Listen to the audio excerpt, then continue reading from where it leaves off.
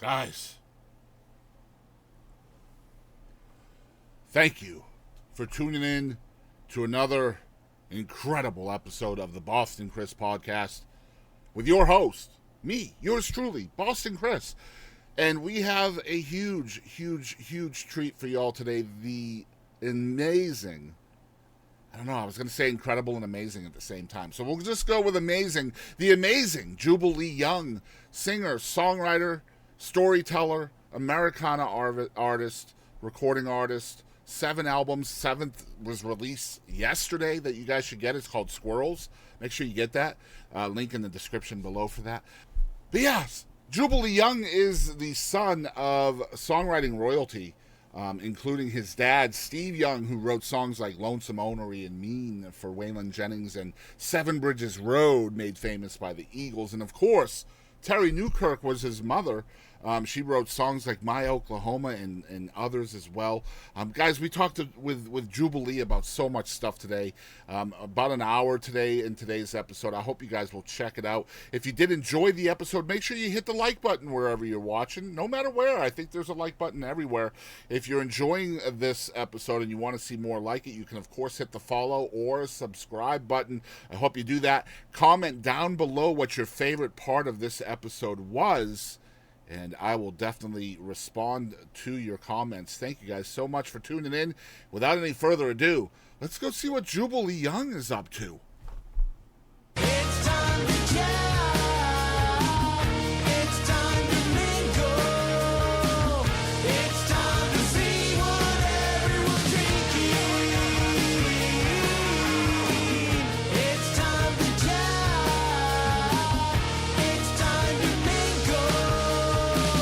It's time to see what everyone's drinking. Until we all lose connection.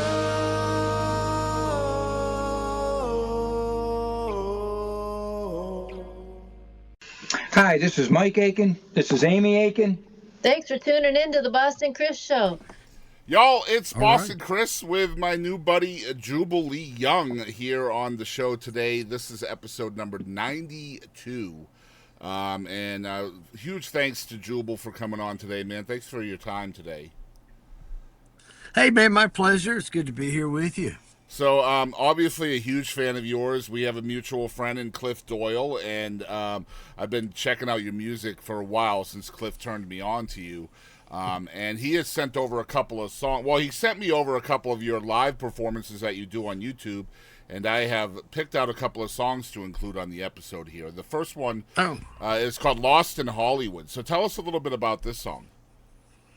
Well, that song is actually based on a true story. Like a lot of people, I don't know, my creative boomer parents, I guess did the best they could, but I found that I lacked some coping skills into my 20s and maybe some diagnoses that were missing. Yeah. And I was doing a lot of self-medicating in the 90s.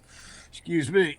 And so this culminated, it was sort of getting worse, and I kind of knew I was headed to maybe a point where I needed to get some help with it. For one thing, I was no stranger to recovery. My own father got sober in 1979. Yeah. And I grew up around things like the 12-step programs and stuff. I was no stranger to those, so it's like I didn't know. It was just that you always think maybe I can get by with it. Yeah. Maybe I'll calm down. You'll be the first one to beat it, right? To be able to live with it. Yeah. I'll meet a nice girl who can change me. All that. So that worked out. I had just turned 27, and I'm helping with a mutual friend. I'm helping another friend of ours move from Nashville to Southern California. Me and the other mutual friend who is not moving drive the U-Haul with the car, one of the cars on a trailer out there for them. We get out there. My father at this point is living in LA, and we decide, we'll unload it, and then we'll take the U-Haul into LA, visit him a couple of days, and fly out. So that was the plan. And it happened to we were going to be there right on his birthday, which was July 12th. We just did that, and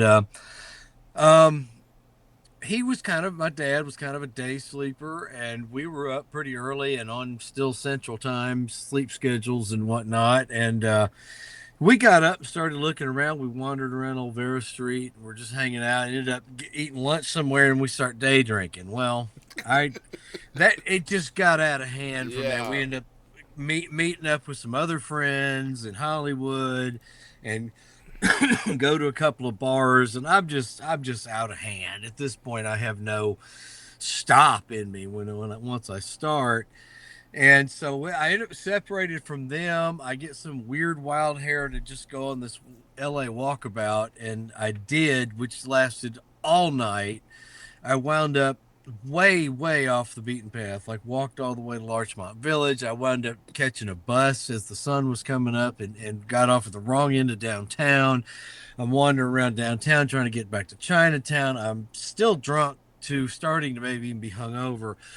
And so that song was really just my, poetic telling of that story. I walked up on the hotel in Chinatown where we were staying, right as my father was about to take my other friend, whose name was also Steve, to the airport so he could continue to try to figure out where I was. I think he was sure I was dead. I mean, right. for real, and was just like bracing himself to deal with all that. And here I come stumbling up, disheveled and hungover and ready to go to the airport. So I came home. I think it took a few days to really sink in what I had sort of put other people through as much as myself, Just trying to give yourself inspiration, right? I guess. To be fair, it did lead to a pretty long period of sobriety for me. that was the last straw. I didn't drink for about 9 years. I did work the program. I did do the steps. I did a lot of internal work. Once I did sort of experiment with alcohol again, I realized that I had to be careful, but I drank very differently after that time off and that inside work than I had in my 20s, well, and I don't at all anymore. I've put it back down just because I got old and it doesn't feel good anymore. It doesn't work quite the way it used to, does it? No. Man, we're excited to show the song. It's a live version of Lost in Hollywood. Y'all check it out. Jubal Lee Young on the Boston Chris podcast.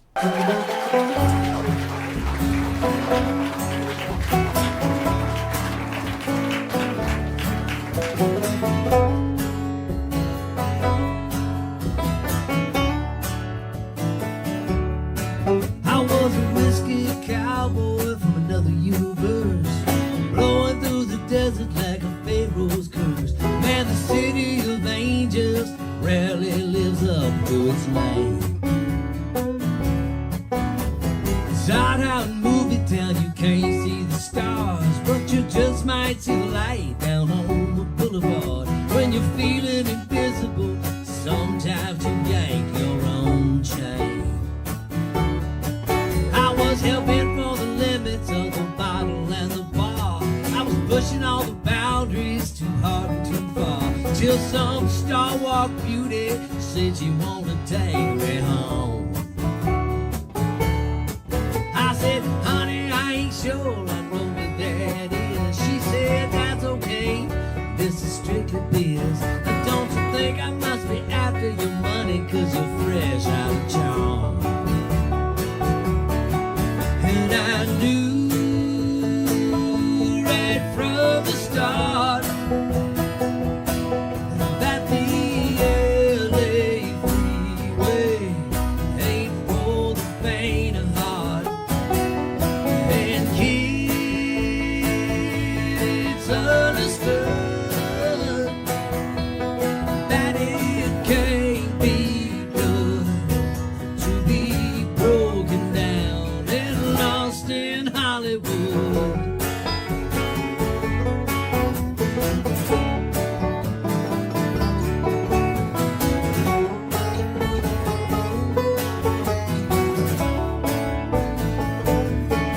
So I took off into the night, I melted into the break. I wandered in circles, which was my favorite trick. I was a clown for a killer who led me live for the smile put on his face. I was walking wounded in self-wage war. I couldn't even remember what I was fighting for.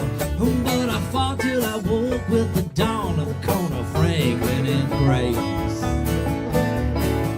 And I knew right from the start that the LA freeway ain't for the faint of heart. And kids understood that it can't be good to be broken down and lost in Hollywood.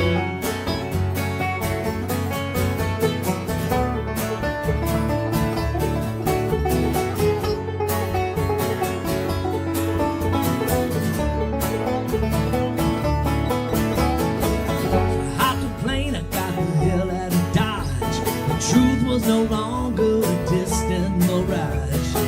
I had to get right within my very soul. If it was the heavens parting or a delicate whisper, it didn't matter to me too much, no more mister. It was time to stop pouring whiskey in a love-sized hole. And I knew right from the start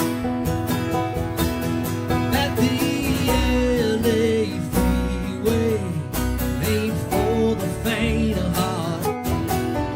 And kids understood that it can't be good to be broken down and lost in Hollywood.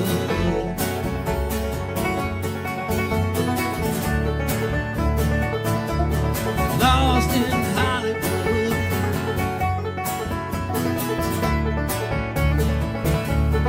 Lost in Hollywood.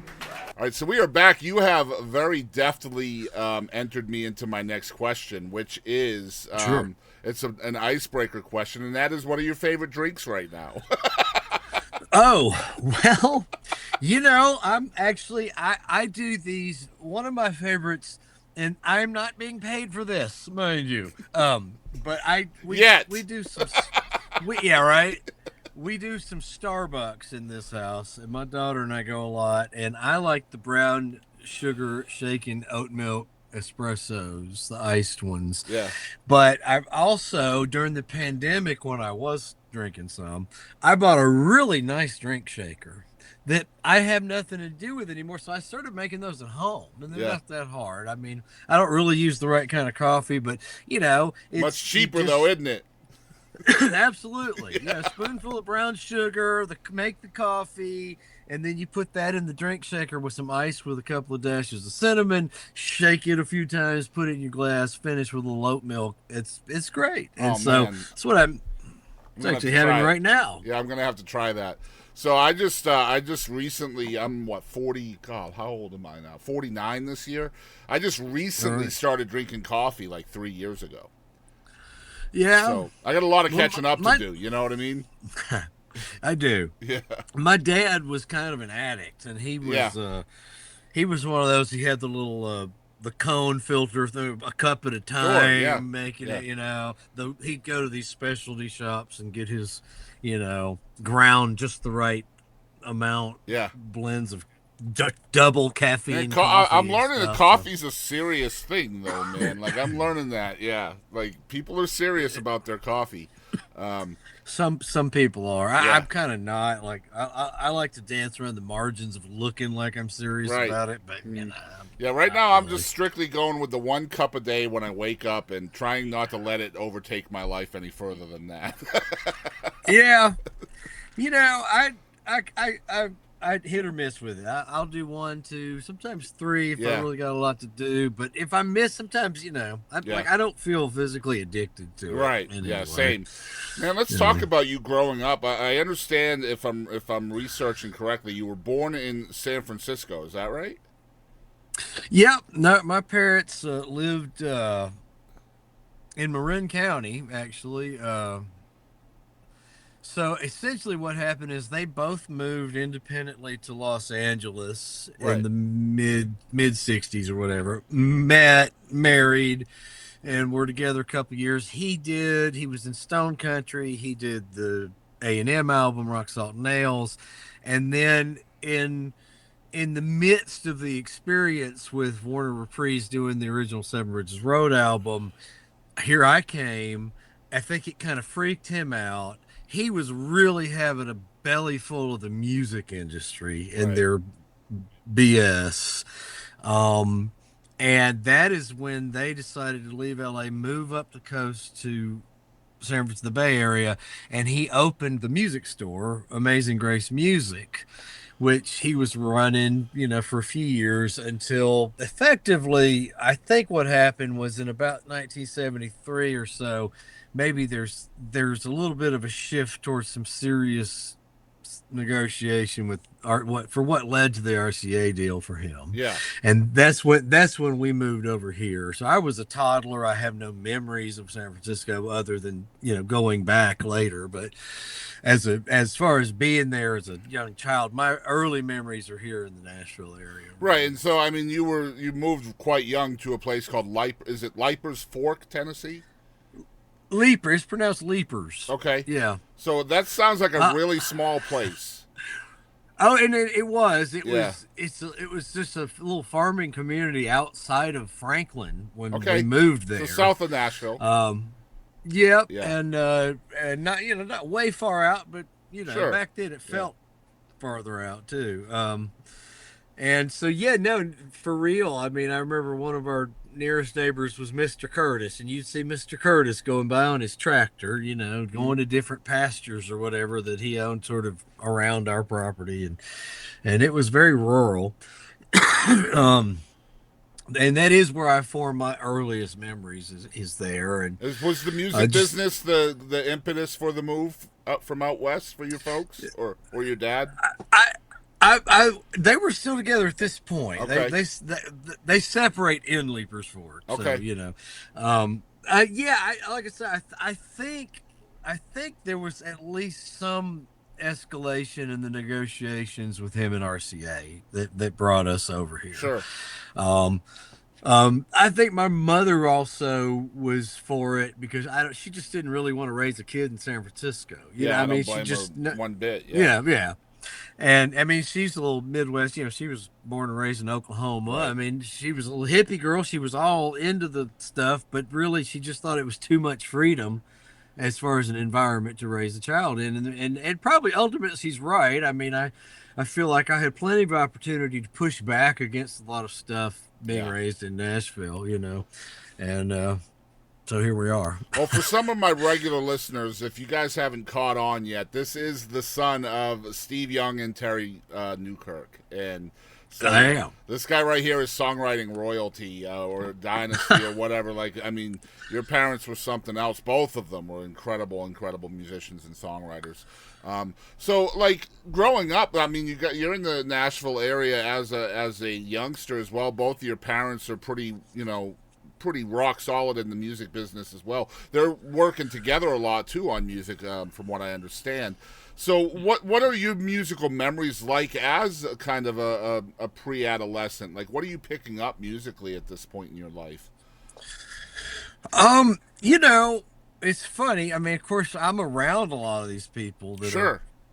I don't really have any idea maybe necessarily that they're famous or how famous they are. Maybe with the exception of Waylon, I understood a little bit. Yeah, he was pretty big, but like Towns was somebody that was around a little bit, not a whole lot. It was a lot of times me maybe answering the phone and he's looking for my dad and chit chat with me a second. But it was things like that. But there was Hank Riddle. He wrote some hit songs. He was a pretty good friend of Steve's, and Bob Campbell. I mean, there was, of course, the Heartworn Highways thing was pretty for real, and they really did hang out like that. I mean, that's all they were capturing was a somewhat typical get together, in the 70s with people like Steve Earle, Guy Clark, Towns. Towns was in Austin at that point, but he was a little bit back and forth, Right. here and there, and you growing up around those people, you take a lot of it for granted, and I think part of what happened with me was right in the age range I was.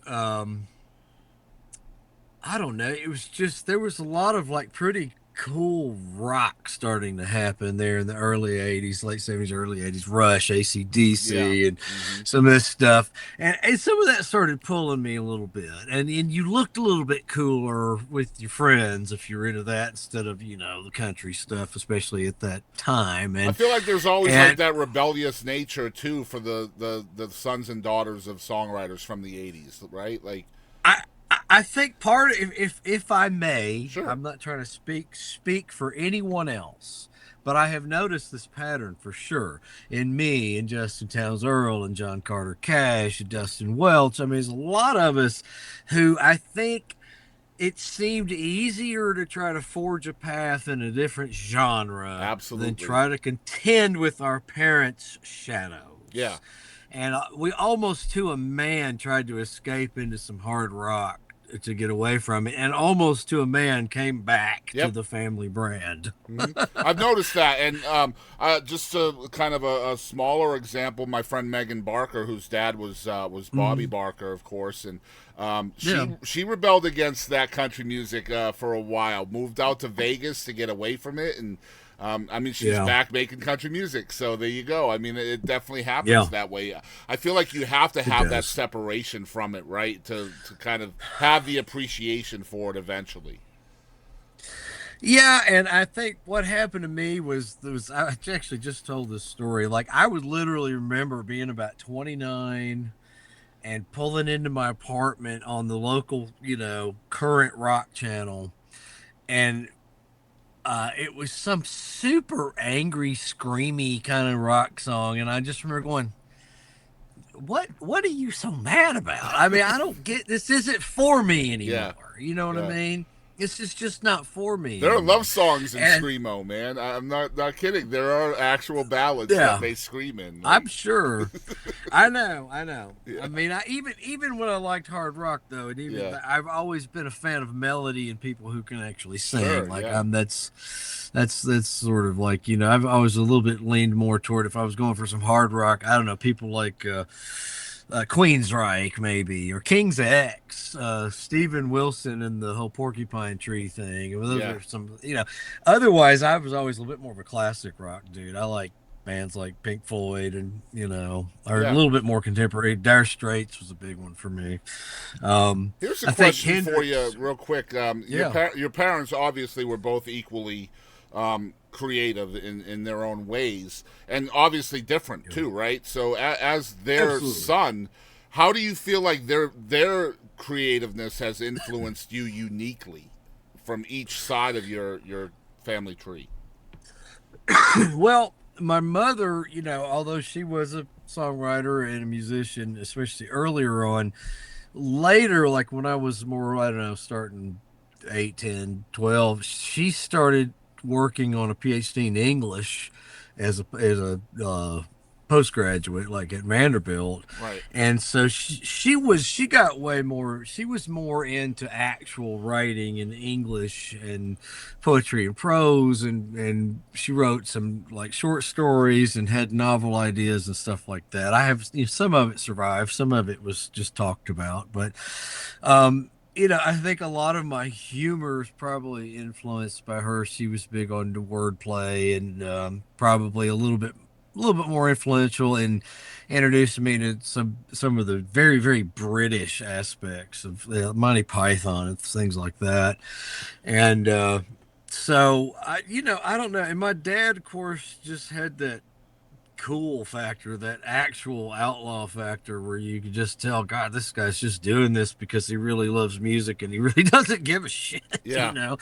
And I mean, that's what I try to explain to people regularly. The outlaw movement was not about having some macho persona and enough rings to become brass knuckles and singing about how tough you were. That's that's what it devolved into. Exactly. Yeah, It's not what they were trying to originally- do, right? They were just being No. themselves. Waylon just wanted to make records with the band he played with Right. every night on the road. Yep. And sing the songs he wanted to sing. That was all he was really asking for, you Yep. know. And so, and when he finally got it, of course, you know, we got some pretty big hits. He started selling even more records. I mean, he was right. Let's face it. You know. Sure was. And man, Waylon, just his career was so important to all music, I think, right? Just the totality of it. Yeah. If you go from the beginning to the end of who Waylon was and how many different, you know, chapters of his life were not even close to what, you know, like what you know as Waylon, like the Crickets era, and then, you know, the DJ era, and then the outlaw country, and then like a little bit more mainstream in the 80s. Like there's just so many different chapters to Waylon, and I think he helped so many people's careers that came after him because of that. Let me ask you this. You did mention this a little bit about possibly, you know, following in the footsteps of your parents who came before you with their own style, genre, etc. Did you feel any kind of pressure once you knew this is what you wanted to do to follow a similar path as them? I mean, you know, the funny thing is that my dad was always sort of very vocally opposed to it. He was like, he wanted me to go be an accountant or something safe. Of course he you did, know, because he knew the struggles, right? Yeah. Yeah, right. My mother, on the other hand, was actually tended to be the one who was like, you know, you do you. And, Right. you know, if this is what you want to do, then go do it. So I mean, pressure. I think going back to what we were talking about, and all of us trying to escape into rock and roll, that is certainly a symptom of some kind of pressure that Sure. you feel. Yeah. I mean, but I think I've told people before too. I mean, look, if your dad was a world-class bricklayer and you went into the bricklaying business, there's still pressure there too. It's not that different. Yeah, it you doesn't know? matter who you Like, folks are. If they're successful at what they do, you're going to feel pressure no matter what, right? Yeah. I mean, if you go into that business, yeah, Yeah, you know what I mean. absolutely. And maybe if not, but also, especially maybe if you go into. Well, I that mean, if you particular go into business. a different business, everybody's going to be like, man, you should be laying bricks. That's, you know, I mean, Right. come on, let's go. That's it. Yeah. That's right. Yeah, I mean, that's going to be the pressure you feel is going to be from other people, man. Hey, man, you're struggling over there delivering pizza, man. Maybe you should lay a brick or two. Yeah. Well, and I've tried to articulate this before too. It's like people will be mad at you for being too much like your parent, and they'll be mad at you for not being enough like your parent. Yeah. And sometimes at the same time. You know? I know, it's so weird. And- Yeah. And I've seen it a lot too. Like I've interviewed a lot of people, you know, that derived from people that were in the business in one fashion or another. Yeah, it's just it's a unique story, right, from each perspective, not just yours Yeah. but theirs as well. I was lucky enough to interview Buddy Cannon and Marla Cannon Goodman on two different occasions, so I got to Right. really chat about, you know, each side of the equation there. So it's pretty cool to talk about that stuff. When did Yeah. music kind of become more than a hobby for you? When was it something you really decided to put, you know, all your eggs in? I mean, I was trying to as a teen, and Sure. and really, I wish, I don't know, I wish I'd had a little bit more support, maybe financially, and so I might have done something with it actually then. And I mean, I got pretty close a couple of times going into my 20s, and then there just comes this point where you've had a couple of brushes with almost, and people are just like, all right, time to get a real job, guy. You know what I mean? So I eventually did go to do some college. I never knew what the hell I wanted to do. I changed my major every semester. I got on academic probation a couple of times. Finally decided maybe it was graphic design, and then I didn't actually need the 4-year degree from MTSU after all, so I transferred to Nashville State, which was a technical college at the time. They've since rebranded as a community college, but that's where I ended up graduating from with a degree in what they called visual communication. So graphic design with some photography. And so I mean, I do my own record covers and stuff. I mean, it's probably saved it hasn't saved me as much as I spent on all that meandering yeah, through I bet. college. Luckily it was in the mid-90s, most of it, so it wasn't that expensive, you know. And now So- AI's taking that job over, right? Essentially, Well, yeah. Not from me. No, And as a matter of fact, when I go get stock assets to use when I do some of this stuff, I always click the exclude generative AI. yep. I have no use for AI. I'm It's sorry, just so y'all. I obvious just when it don't. is AI, man. I always try to Yeah. stay away, man, like because that's taken somebody's Yeah. job. I feel. Yeah.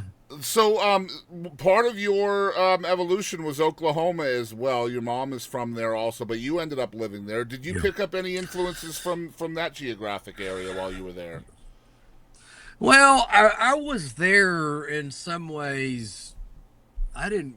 We didn't move there till I was like 36 or something. So, I of course grew up. My grandparents had a house on Lake Eufaula there, and so I grew up spending a lot of summers with out there with them and Christmases and stuff. So, Oklahoma was a fixture of my childhood, but I didn't actually live there until I was Yeah, almost middle aged. And so, I mean, I think for one thing it did do was it probably helped in some ways get me a little bit more into some people like Woody Guthrie. And I read his biography, which is what led to me writing The Last Free Place in America, which was the title track for my third album. yep. Not that I was unfamiliar with him before. I mean, I knew him for sure, but it might have influenced me to dig more into that. So I don't know. I think naturally, just in the music my parents listened to or influences my dad had, there is a lot of that Texas and Yeah, I Oklahoma was going to mention sort of Texas as well thing in because I there. know Texas influenced your dad quite a bit. I was curious if Yeah. that trickled down to you as well. I think it's definitely there. I mean, in a lot of ways, when I consider my favorite kind of what I guess mostly people will call country music, it tends to be the Texas swing or the real like down home Appalachian stuff, Yeah, like you know, completely make you understand. make you clench your butthole just a little bit. Yeah, I'm right Kind there of. with you, man. Yeah, I'm loving the kind of the advent of the Appalachian sound that's happening right now. It's a cool thing to witness, man. Because honestly, I think Nashville, the corporate Nashville, really hates that that's taken off, right? Like, I mean, hate it all you want to. It does something to people. of course That's it does. real. Yeah, You know what I absolutely. mean? And And all the perfection, all the quantized auto-tuned crap has just got to go. It doesn't do anything for the human spirit. You know what I mean? You want to hear somebody maybe not quite hit that note now and then. It's yeah, good for you. sure. Yeah, it adds character, man. You have to have that character, man. I don't want a perfect Yeah. song every time. Like, show me, like, man. No. Some of the coolest shit that I listen to is like those old outtakes that Elvis used to do with, just that hearty laugh when he messes up and they leave it in there, Yeah. man. You know what I mean? Like, that's Yeah. what's missing nowadays, man. That character from the studio. Absolutely. Yeah, give people a view into the creative process. Don't take it out all the time. Yeah. Now, one thing that I listen to your music, I see you as an artist. The word that pops up more than any other for me as a listener of yours is freedom. There is a lot of freedom in your art, and I love that so much. But coming from two people who dealt with the mainstream, music life, your dad obviously was an outlaw as well. Did you learn that freedom from them, or is that something that you just had to pick up organically along the way? As maybe you're finding out that mainstream music isn't exactly for you. Well, yeah, no, I think my dad definitely had built a life that was very free and Yeah, he never married again after my mother. I was the only kid. He did not take on anything else like that. He never really would own pets. You know what I mean? Like he wanted to be free to pick up and go hit the road, and sure. he basically stayed that way, until age caught up to him, and then of course he fell in his home, and that was not long before the end. But I mean, he was touring up till that occurred in late 2015. He was touring up until at least 2014. Still, and. And it's hard for me to say exactly if that all came from watching him. I do feel like, we kind of come into this world with a little, sometimes we have this thing stamped on us, whether that's somehow metaphysical or genetic or whatever it is. And I do think that if there was something I would say about me, that it's true that I've also tried to sort of build a sort of life and have a career where I don't get roped into anything. I've been very cautious, not to like become a part of anything that seemed like kind of a novelty act much that might actually have some success that then you get stuck doing. I've tried to maintain some authenticity and integrity in what I do, even if it's not perfect or not that good all the time, or you do have to watch it evolve over time, because if you really go back and listen to all my records that I've commercially released, man, I'm getting better at this. Absolutely. In real time as you watch me do it. And that's what I always liked about a lot of my favorite bands. Do you reflect on that? I mean, sure. It really hit me one time when I was on a road trip with somebody and we listened to them in chronological order. It was somebody that I hadn't really heard all of them. And that really struck me, like they just get better as I do it. You know what I mean? Yeah.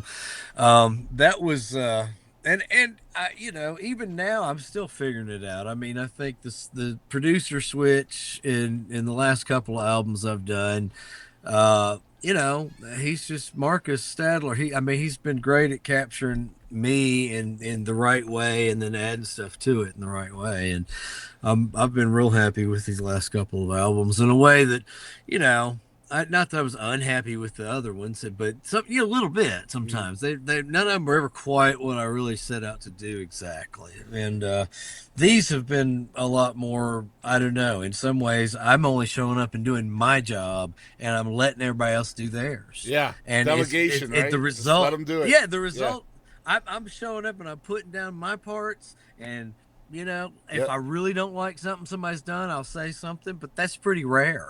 For the most part, it's like maybe a couple of things here and there that I'm like, let's lose that, or let's change this instrument or something. But basically, Marcus just does a great job. Is that something you had to learn over time, that kind of hands off in the studio? I think it was sort of an accidental discovery because, I think I definitely tried to control too much in the past and have these things really, really mapped out as much as I could. So it felt safer for me. But the truth of the matter is that I get better results if I just do what I do and not worry about it. Well, that's an ego thing, right? You have to know that somebody else is better at something than you, right? And then it's being able to recognize that and not let your psyche or whatever, your ego, feel attacked by that, right? Yeah, absolutely. And I mean, think too, because I've always been like able to do home demo stuff one way or another. It's like always been a thing way back to the Tascam cassette 4-track days when I was a teenager, all the way up to Logic now, I've always been able to play and experiment with things. And, sometimes you just put way too much crap on something and you get way too high on the smell of your own farts and you just think you're a genius. Yeah. And it's just like this overproduced, oversaturated shit. Yep. And the best thing you can do is just strip it all back down and let a couple of competent players come in and put tasteful parts on it. And it's perfect, you know? I love that. So, these are all hard lessons to learn. And like anything else, you just learn them by doing, over and over and over. Yep. And if you don't learn from it, that's your own fault, man. Like that just means that you're cool with anything. And that's never good when you're creative, I feel.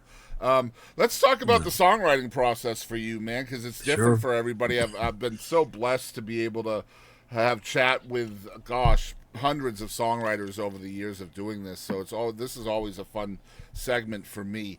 How is it for you from a writing standpoint? Like, how does it begin? Is it different each time for you? It's not only different each time, each song is different. I don't have much of a process. I tend to write in spurts. Like I'll just have a 6-month period where I'm just like cranking out whole records and stuff. And then I'll have, 6 months or a year where it's just down to a trickle and you're sort of picking at this now and then. I've always got things in progress. I'm always, on the lookout for the next good idea. And like, I mean, I don't know. I wrote out a couple of stanzas earlier today and put them I've got a folder in my notes that says "Finish these, fucker," and that's my half-finished songs folder. Does it start And lyrically then for you most of the time? anymore maybe, but not always. That does vary as well. Sometimes you're just noodling on the guitar and you accidentally play a cool chord progression and you're like, hey, Yeah. What can I do with this? And then, maybe you get a lyric idea, maybe you don't, maybe you write a few things out and you come back to it in a few days and look at it again and go, okay, this part's working, but this part isn't, and eventually and then so there's that part of the process where sometimes it's like a labor thing and it sometimes takes years or months or weeks or whatever. There's another kind that just where they just pop out. And it's like, I don't know, your subconscious was already working on it or something while you were mowing the lawn or whatever. I don't know how to explain those, but sometimes they're just there. I mean, a couple of examples of that. Ironically, for some reason, those tend to be the title tracks. Squirrels was that way, the song Squirrels.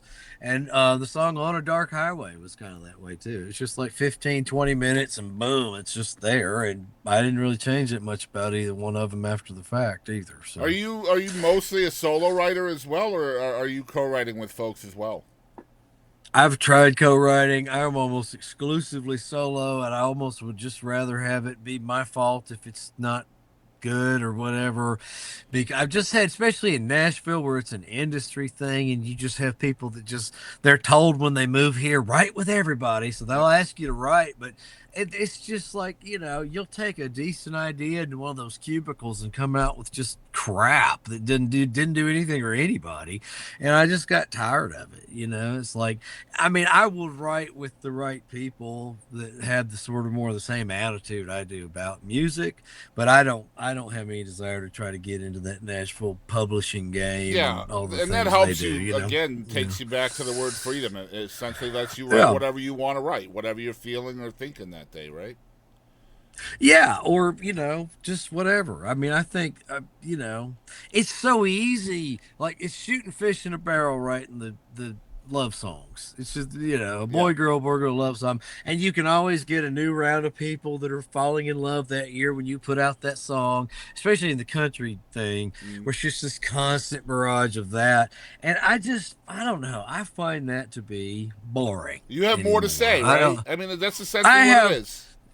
There's just so many more interesting things that you can write songs about. Yeah. It's maybe a little harder to get people's attention, but the world, the world is giving you that every day, man. Like just seek it out. I feel right. Like that's what I love about your songs, man. They talk about shit that nobody else is talking about. Like, I mean, that's just the way it is, bro. Like I put your stuff on, and I don't know what I'm gonna get, and that's part of the fun of it, right? Yeah. That's like Christmas morning. Sure. It's like unwrapping a present every song. So man, I love that there's a new record coming out. It is called Squirrels, and the new single for that, the title track from that, is also it's actually just released the other day, right? Yep, Friday the 18th. Yep, just hit all the streaming things. Yeah, killer song. First, thank you. Yeah, absolutely love it. Tell us when the record's going to be, and how is this one different than the last one, which is Wild Bird's Warble? Yep. Well, the record is out August 15th. On CD and digital, it's 16 tracks. I did a 12-song vinyl version so that we didn't sacrifice any quality. I just chopped the last 4 tracks off of it. So it ends with track 12 on the LP version. It's the same basic lineup of people as Wild Birds. Marcus Staller produced it. Bunch of the same musicians. Christian Settlemeyer's back on fiddle, and Marcus, of course, playing a bunch of stuff. Charlie Pate's playing bass on this one instead of Brian Zahn, but that's one of the only personnel changes that happened. And the main difference is this is 16 original songs, whereas Wild Birds, of course, was almost entirely covers except for the one. And so it's one of the reasons I went ahead and put this out now after a 10-year hiatus, and putting out Wild Birds and it being all covers. It was like, it felt like I needed to probably go ahead and put out my own statement, pretty quick. So I did. Man, 10-year hiatus. I love that you pointed that out, because one thing I wanted to chat with you about today is obviously this will be your second record since the hiatus ended. You've had this will be number 7, if I'm correct. I think that is right, yeah. So the question I have for you is, how would a younger you, perhaps the guy that was making records number 1 or 2, how would that guy struggle to make the music that you're making now with records 6 and 7? Well, I mean, I don't know exactly. For one thing, I have more of a team assembled now, and I have more of my head screwed on straight that really is what it takes, and that you have to figure out a way to get help, and that you can't just make a great record and stick it out there and hope it catches on, because it's probably not going to. Right. You know what I mean? You have to get it in front of people, and those people, a lot of those people that are making those decisions about what to add to their stations and their podcast stuff, are getting inundated with hundreds of records a week a lot of times, and so it's maddening. From that standpoint, it's maddening. Yeah, and this goes back to what I said earlier when I said if I'd had a little more support as a teenager, I might have done something with this. That's simply what it took. What happened for me is that I did take 10 years off really to raise my daughter, because the road was no place to do that. And, I was able to do that. She's now a young woman, and I'm sort of, okay, well, I can get back at this a little bit now, so that's what's happened. And, I think I've lost my train of thought completely there, because that's what happens when you have squirrels. Well, let me get you back on track. Tell us about how you may have matured over the time that you were raising your daughter from a creative standpoint.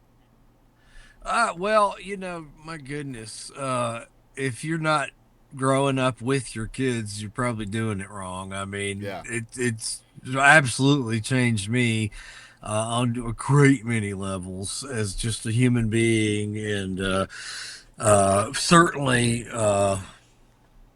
I don't know, age also has some factor, a role to play in some of that. I just turned 54, so I'm not that far ahead of you, but a little. And I definitely have felt some mellowing and maturing happen in the last 5 years or so. Do you feel like acting a fool is still really important too? Like, you still have to act a fool, right? Well, I mean, yes, but it's like it becomes more like embarrassing yourself in public lightly versus getting caught in an affair at a Coldplay concert. I don't want to do the latter anymore. You know what I mean? Yeah. I just don't. I don't want to I don't want to ruin lives over my foolish behavior anymore. Right. You know what I mean? Directed right back at yourself, right? Right. Yeah. If I embarrass my kid in a grocery store a little bit, oh well. I mean, but, I mean, she's used to that anyway, I assure you. Probably. Yeah. Yeah. Man, we got Jubal Lee Young here on the show today. What a treat to pick the brain of this man. Like I said, he is part of a songwriting dynasty. Is your daughter creative in the music world at all? No, not really. Maybe a little bit of interest more recently, but does not crave the spotlight really. Her passion is horses. She's an equestrian. She does the hunter jumper stuff. Okay. And that's her bag. And she's sort of taking a gap year after high school and figuring it out. And she's getting no pressure from me in this crazy world. Awesome. I didn't start college till I was 23. It would have been pointless to try before that. It was stupid to try then. I should have waited several more years because I wasn't done being drunk yet. Right. You know what I mean? Yeah, you're still walking around L.A., right? Right. So, I don't know. I just feel like people try to push their kids out in this, you're 18, get out, get a job, go to college. And it's like, but it's not when I went to MTSU in 1993, it was like I don't $2,500 a semester, including your books. I mean, it's 10 times that now. At least, College is yeah. no place to go find yourself No, anymore. not You know what I anymore. mean? It's just too expensive. You got to be serious about yeah. that nowadays. I just do Yeah. want to let people know out there, this episode is out on August 16th, which means the brand new record, as we talk, you hear our voice, is actually out. You guys can go get it. So, All right. it came out yesterday. So we're going to make sure that we put a link in the description so that folks can go directly there and get your record, stream it, all that stuff. Of course, we'll also put a website link down there, too, and we'll talk about that a little more here in a minute. We have Jubal Lee Young here. He's going to do another song. We're going to include another song here, and he did mention it briefly. This one's On a Dark Highway, so tell us a little bit about this one. You said this one came quick, huh? Yeah, no, I was, this was, when did I record this? Probably 2013 or something. It was toward the end of my frequent Texas touring when I was still living in eastern Oklahoma, and I was coming back from Texas one night on. There's a stretch of state highway coming up from the Red River there, but like maybe between McAllister, Oklahoma and Muskogee, that was just, 4 lanes, divided highway, pitch black, just pitch black. And I was driving home in this darkness, and I did barely even had time to see it. Like, it was just like this flash, and then I hit something. I decided it was a coyote. I'm like almost 100%, but I couldn't really see it, but I think that's what I'd hit. And so that sort of, I don't know, the next day, as I'm sort of recovering from a couple weeks of touring around and thinking about this coyote, that the opening lines just kind of hit me, and then off it came, and out it came, and it's just about, especially when you're doing solo car tours like a lot of Americana artists do. I mean, there's a lot of hours on the road where it's just you and your brain and whatever. And so, I mean, that song really just came out of, in a lot of ways, that idea about stewing in your own thoughts, driving down a dark highway for hours and having coyotes run out in front of you and kind of snapping you back into reality a little bit. Wakes you up for the next 100 miles or so, doesn't it? Yeah, absolutely. All right, guys, this is On a Dark Highway, and this is live and acoustic from Jubal Lee Young. Y'all check it out.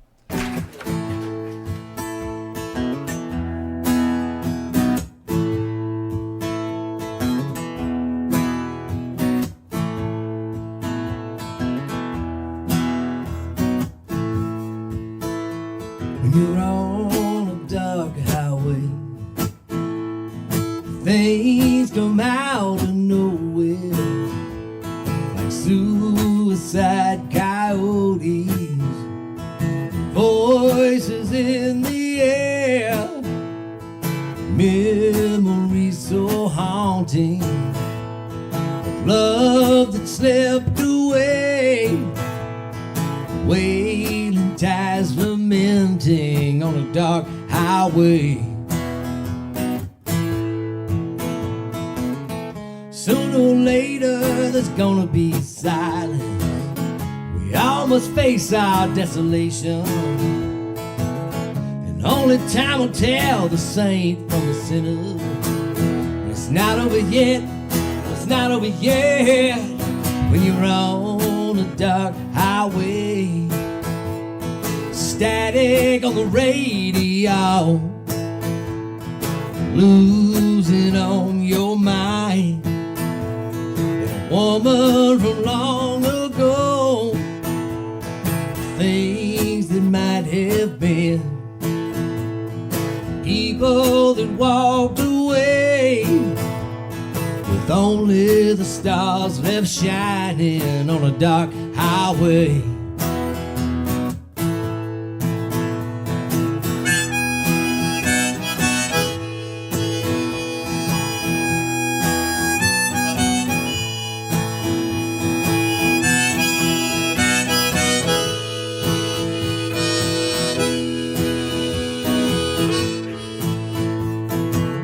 Sooner or later your view is unflinching. Things things seem much more as they are. Till one day you realize you're pushing love away. But it won't go far, oh, it won't go far when you're on a dark highway, driving away from the day. Sometimes you might even pray on a dark highway, on a dark highway. When you're on a dark highway. All right, so we're back. We're going to do our fun segments with Jubal Lee, and so I just do like a bunch of little fun segments that we use for like TikToks and shorts and things. Sure. And so these are kind of quicker than kind of the in-depth stuff we've been talking about. So I think you'll enjoy these. The first one is called Did You Know? So can you tell folks something they may not know about you? They may not know. The reason I took 10 years off my career was because I am a single parent. Okay. And I got custody of my daughter while I was living in Muskogee, so in small town Oklahoma. So I'm not going to sit here and say that speaks to her mother's character. Certainly, we'll say that it speaks to mine. Love it. Love it. All right, next one's called Mount Rushmore. By the way, I was also a single dad, so I'm there with you. All right. Yep. Yes, Raised 3 kids from 2010 until all 3 were grown. So Right. I think I was my oldest was 15, my middle was 12, and my youngest was 11 when I got custody. So Yeah. yeah. I'm right there with you. I understand. Anyway, next one's called Mount Rushmore. Who's on your Mount Rushmore of songwriting? Wow. Okay. I have some weird ones, but I mean, I got to put my dad. I mean, really, I really like his writing. I think there's a philosophical and spiritual bent to it that is just exquisite for me. And it may just be that I'm his son and vibrationally I'm just attuned to it or something, but he's definitely up there for me. And, I think oddly, Roger Waters has been a huge influence, the Pink Floyd guy. Yeah. You know what I mean? Like just his writing, if you just take his words and ignore some of his antics if they piss you off or whatever, you know what I mean? Like, I don't want to meet him. Like they say, don't meet your heroes. I do not want to meet Roger Waters, but I love his songwriting. Are we going for 4, like the real 4. thing? Yep. 4. Okay. I mean, Dylan. There's no question that Robert Zimmerman has been a huge influence on me, 100%. And then I'm trying to like be real here. This is when it gets tough, by the way. I mean, probably somebody like Woody Guthrie, honestly. That fiery sort of like I'm gonna speak truth to power thing. Yep. It comes from somebody like that. An honorable mention, have to be, of course, Cohen and Prine and some of the usual suspects. So Neil Young, There's a million of them, man. You can go forever. That's what makes that question tough. All right, my next segment is called What the Heck? This is rapid fire, 5 questions. Just give me the first thing that enters your brain. Number 1, if you wrote a book, what would it be about? It's probably my life. Okay. Number 2, what is no big deal for most people but absolute torture for you? I have misophonia, so open mouth chewing of crunchy things drives me up a wall. All right. Number 3, let me see here. If you were a crayon, what color would you be and why? Periwinkle. I don't know why. It's just a nice color. It's just the way you like the way it sounds. That's what it is. Yeah. Be honest. Nice sort of. Is it blue? Is it purple? We don't know. It's periwinkle. All right, number 4. I love that, man. I do love that color too. So we're right there. I love that. All right, I always thought that was a snail when I was a kid. By the way, like, isn't there like a snail that has a similar name to that? I think. I don't know. I'm gonna have to look that up now. All right, number 4. Let me see. What do you think you have what world record do you think you have a shot at breaking? Ooh.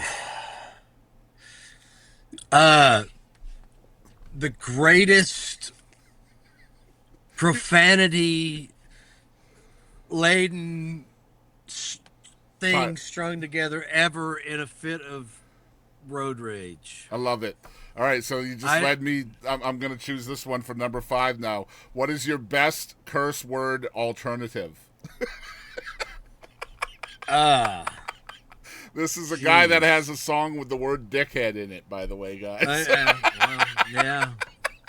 I know. Maybe he doesn't have alternatives to his curse words. I don't. We were working on some radio edits for Squirrels, and we just quit. Like, this is what they are. It ain't going to radio, y'all. No, I don't think that's happening. All right. Man, I don't know. Jeez, I don't. Jeez, all right. Jeez. All right, we'll go with. I say that actually. All right. My wife's name is Louise, so. Okay, yeah. I always say, "Geez, you." Yeah. It doesn't have the same alliterativeness, by the way. No, not at all. It doesn't. All right, next one's called One Artist. Who is one artist you wish the whole world knew about? I mean, again, I hate to be like a broken record, but I mean, Steve Young. I mean, yes, there are hip people that know who he is, but there's a lot of people in this world that could stand some more Steve Young that don't know him. And I would implore people, get out onto the YouTube and find Steve Young's version of Seven Bridges Road. It is, my God, it is a much different experience than listening to the Eagles version. I'm just saying, and I'm not just saying that because of who you are, but legitimately, I get it. I listened to the song like 4 times last night on repeat. It's just a different thing. Next one's called Fly on the Wall. This is kind of a new segment I'm doing. Which rooms would you like to be a fly on the wall in? Like something that happened in history. Like if you could be a fly in the wall, on the wall, what would you choose?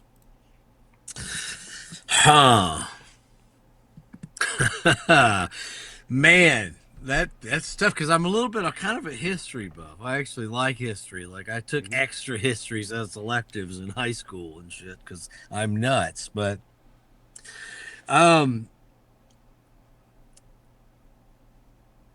man, that's tough. Like maybe I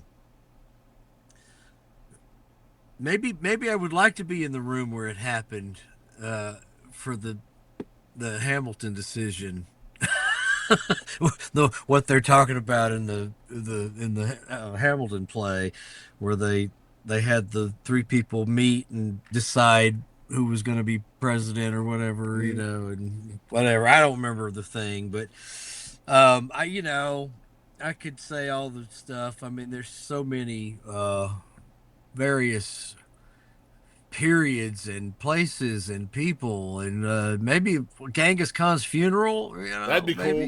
Man, I was thinking just from based on your answer, I would have loved to have been in the area when the Hamilton Burr duel went down. Man, that would have been like holy crap. Can you imagine what that was like? Like how much screaming and shit was going on from everybody around. I mean, they weren't, sure. Yeah. All right. Next one's called biggest lesson. What is the biggest lesson you think you've learned directly from music?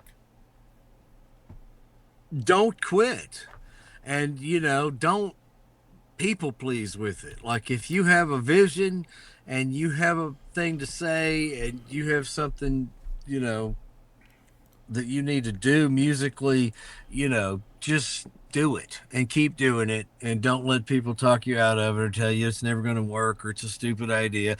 The industry is full of success stories from people who just shut those voices out and went and did it. And they, it might take forever. I mean, some of it depends on you. Me, for example, I've been a late bloomer and a slow learner. And in some ways, I mean, I'm just now getting to a point where I'm even capable of maybe doing some of the stuff it takes to find success in the music business, really, and, I've also at just the right age, born in 71, so that right about the time I got old enough to maybe become a part of the music industry, it started shifting in that all the labels then, after Hootie and the Blowfish sold 20,000 copies of their self-made record, they wanted you to do that before they would talk to you. Well, I couldn't afford to make a record, so that was never going to happen. And then shortly after that, of course, Napster happened, and then it all just turned into streaming. So I mean, it's like the industry has changed at every turn that I've come up, and it's just doing it again. And this time, though, I don't know, I feel like, I don't know, it's less different than it was the last time I was in it, and I do get more of the concept still. And back to that whole support thing. I mean, I hate the way it happened, but what has happened is that, like, all my grandparents and both my parents passed away in the last 10 years. So I have all the stuff and the money, and I can afford to support myself, like, with basically kind of a basic income while I do music. Right. And if I'd had that 35 years ago, I feel confident I probably could have actually done something with this then. But on the other hand, things happen the way they happen. Yeah, I was going to say, things work the way they're supposed to most of the time, right? I've had to learn and grow and become, I might have been some kind of egomaniac asshole if I'd have made it at 18, or dead at 22 from drugs or whatever. Right. You know what I mean? So I'm glad to still be here, and if it took me a minute to get here, so be it. You know what I mean? I feel like I got a lot of life and music in me to make. So I love that. Why You're not? leading me right into the next segment, which is called Moment of Gravity. Can you look back in your life and kind of pick out that event or moment in your life that kind of led you to where you are today? I think I was a little bit of a hopeless romantic, and it took two marriages to make me realize that you've got to be complete alone. And I don't know, I think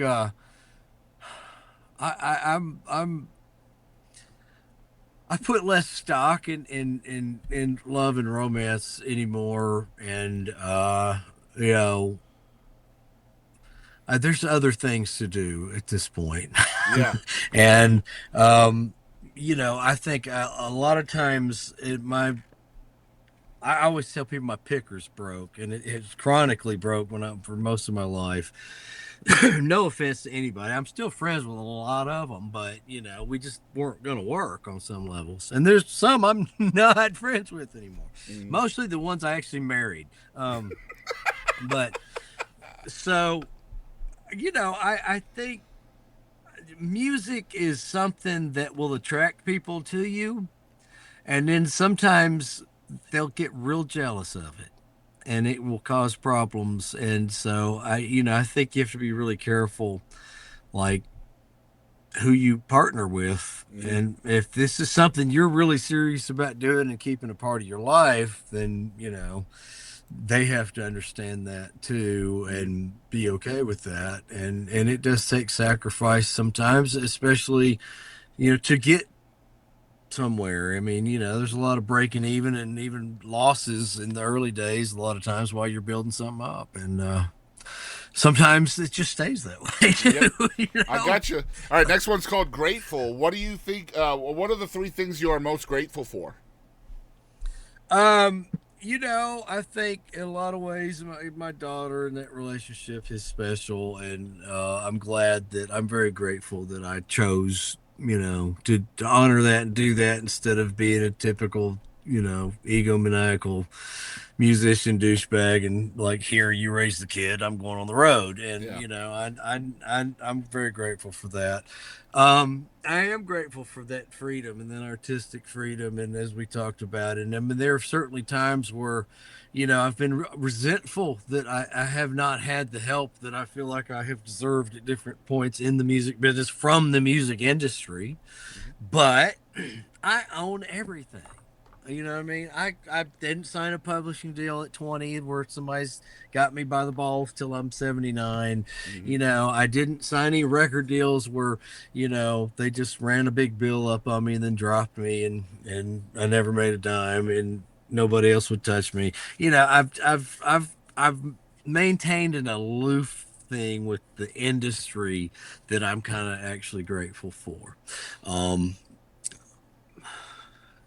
and three, I don't health. I mean, come on, especially when Yeah. you get over 50, man. I mean, all the memes are true. The check engine lights all You come ain't on. It's like, bullshitting, man. Oh my god.